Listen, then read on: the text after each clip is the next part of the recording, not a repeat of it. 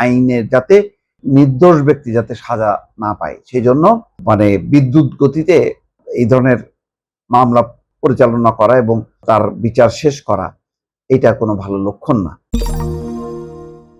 19 দিনের মাথায় রায় হচ্ছে, এটা সম্ভবত এখন এটা শুনতে বেশ ভালো লাগছে। দ্রুত বিচার দরকার এবং এখন আর সরকারের আন্তরিকতা নিয়ে কোনো ক্ষোভ বিক্ষোভ নেই, বিরোধী দলের কোনো বক্তব্যও নেই। বরং আমি দেখছি আইন অঙ্গনে একটা প্রশ্ন আসছে যে এটা অত্যন্ত তাড়াতাড়ি হয়ে গেল, আরেকটু যাচাই বাছাই করা, আইনের যে প্রক্রিয়াগুলো আরেকটু ভালোভাবে দেখভাল করলে ভালো হতো। কিন্তু এটার ব্যাপারে যেহেতু জনমতের একটা চাপ আছে, অনেকেই মাঠে নেমেছিল, সরকার সেই চাপ সামাল দিতে বেশ কষ্ট হয়েছে, শেষ পর্যন্ত করেছে এবং যা করার সরকারই করলো। শেষ পর্যন্ত সরকারের পক্ষ থেকে এত গুরুত্ব দেওয়া হলো যে প্রধানমন্ত্রী তারেক রহমান নিজে ওই শিশুর যেই বাবা বা তার পরিবারের সঙ্গে মিট করেছে, তাদের বাসায় গেছে। আজকে মামলায় রাষ্ট্র এবং আসামি পক্ষের যুক্তিতর্কের শুনানি বৃহস্পতিবার শেষ হয়েছে। সব পক্ষের, রাষ্ট্র এবং আসামি পক্ষের যুক্তিতর্ক শেষে আদালত 7 জুন রায় ঘোষণার দিন ধার্য করেছে।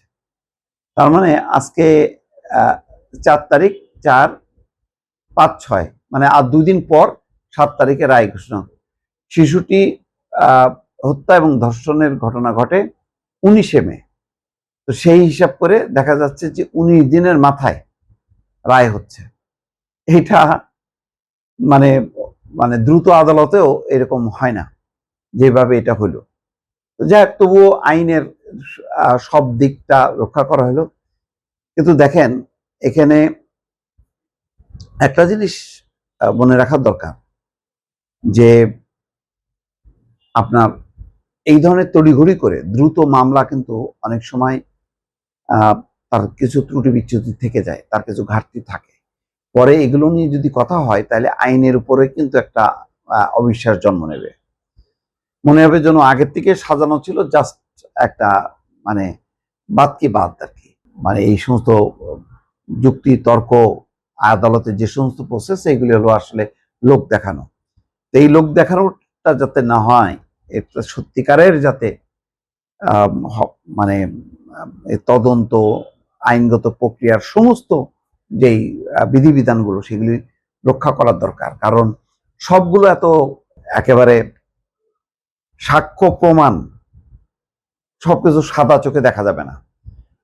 অনেক সময় ঘটনার পিছনে কিছু ঘটনা থাকবে, সেইগুলো বিশ্লেষণ করতে হবে যে কেন, কি কারণে। এর অনেক কিছু থাকে একটা বড় বড় ধরনের ঘটনার পিছনে।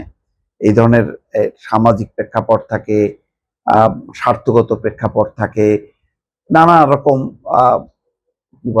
পক্ষ থাকে, যেগুলো সঠিকভাবে তদন্ত করে যারা যারা সত্যিকারের অভিযুক্ত তারা যাতে আইনের আওতায় আসে, আইনের যাতে নির্দোষ ব্যক্তি যাতে সাজা না পায়, সেই জন্য বিদ্যুৎ গতিতে এই ধরনের মামলা পরিচালনা করা এবং তার বিচার শেষ করা এটা কোনো ভালো লক্ষণ না। এটা নিশ্চয়ই যারা আইনের ছাত্র আমার থেকে ভালো বুঝবেন। আমি ইতিমধ্যে কিছু আভাস পেয়েছি যে এত দ্রুত না করলেও হতো, অন্তত 1 মাস 1.5 মাস হলেও এটার ব্যাপারে কোনো মানুষের মধ্যে এমন কোনো অনাস্থা থাকতো না যে না, এই বিচারটা হচ্ছে না, আবার সেই ঝুলে গেল বিচারটা, এরকম মনে করার কোনো কারণ ছিল না। এটা অনেকটা বলা যায় জনমতের চাপে পড়ে দ্রুত কি এটা রকেট গতিতে একটা বিচার সম্পন্ন হলো। কিন্তু সব ক্ষেত্রে এই ধরনের বিচার করাটা আইনগত দিক থেকে গ্রহণযোগ্য হবে না বা তার ন্যায্যতা প্রতিষ্ঠিত হবে না। দর্শক।